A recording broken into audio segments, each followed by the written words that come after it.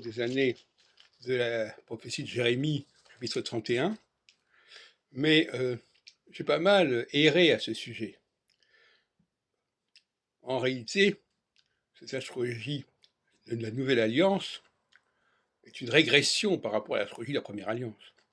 C'est une astrologie où il n'y a plus de respect de l'autorité suprême, où on décide que ce sont les populations qui sont maîtresses de leur destin, en quelque sorte, puisqu'on dit dans la Nouvelle Alliance que personne n'aura besoin d'écouter autrui, que chacun aura inscrit en son cœur les lois fondamentales, et en l'occurrence, c'est plutôt les lois astrologiques, et non pas les lois juridiques, enfin, peu importe. Et donc, le christianisme revendique cette nouvelle alliance, qui, en fin de compte, il la prend à son compte.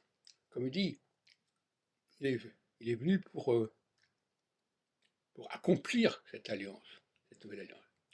C'est-à-dire décider de mettre à bas les autorités supérieures et de laisser chacun être libre dans sa conscience, etc. etc.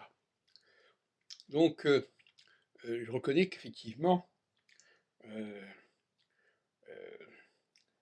la prophétie de Jérémie est une prophétie régressive, une prophétie oui, de la subversion.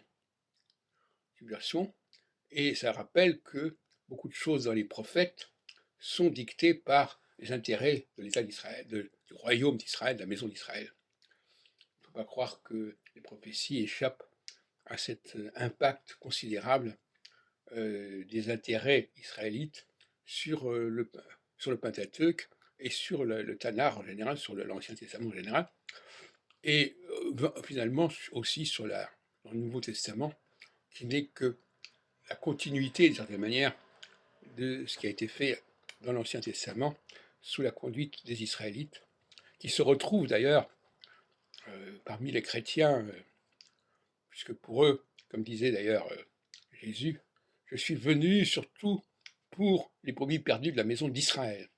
Donc, voyez-vous, la jonction entre lui et cette maison d'Israël, elle est évidente.